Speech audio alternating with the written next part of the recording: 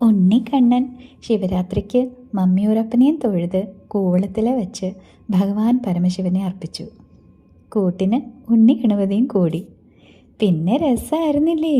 രണ്ടുപേരും ഭക്തിയിൽ മുഴുകി പുഷ്പാർച്ചനയും നടത്തി. നാമം ജപിച്ച് രാത്രി ഉറക്കമൊളച്ചു. പാവം രണ്ടുണ്ണികളും ഉറക്കക്ഷീണത്താൽ അവിടെ കിടന്ന് ഉറങ്ങിപ്പോയി. പിറ്റേന്ന് രാവിലെ ഒരാളും കൂടി എത്തി. ആരാ? ഉണ്ണിവേലായുധൻ. നല്ല കാര്യമായി. ഉണ്ണിക്കണ്ണനും ഉണ്ണിഗണപതിയും ഉള്ളിടത്ത് ഉണ്ണിവേലായുധൻ എത്താതിരിക്കാനാകുമോ? കളിക്കാനും കുറുമ്പ് കൂടാനും ഒക്കത്തിനും 3 പേരും ഒന്നിനൊന്ന് കുറുമ്പിന് മേലെയാണ്.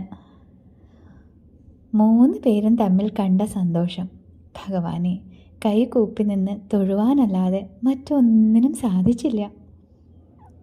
2 കുറുമ്പന്മാരെ ഉണർത്താൻ ഉണ്ണി ഗണപതിയുടെ വാഹനമായ എലിക്കുട്ടൻ ചെന്നു. കാലിൽ ഇക്കിളിയിട്ട് ഉണർത്തേണ്ടി വന്നു. ഭക്തിയോട് കാണുന്ന കാഴ്ചകൾ ഒക്കെയും എന്ത് മനോഹരമാണ്! ഒന്ന് സങ്കല്പിച്ചു നോക്കൂ.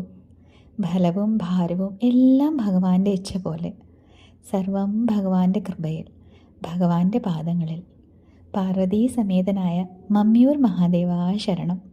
വിഘ്നേശ്വരായ നമഃ. ഓം കാർത്തികേയായ നമഃ. പൊന്നു ഗുരുവായൂരപ്പാ ശരണം.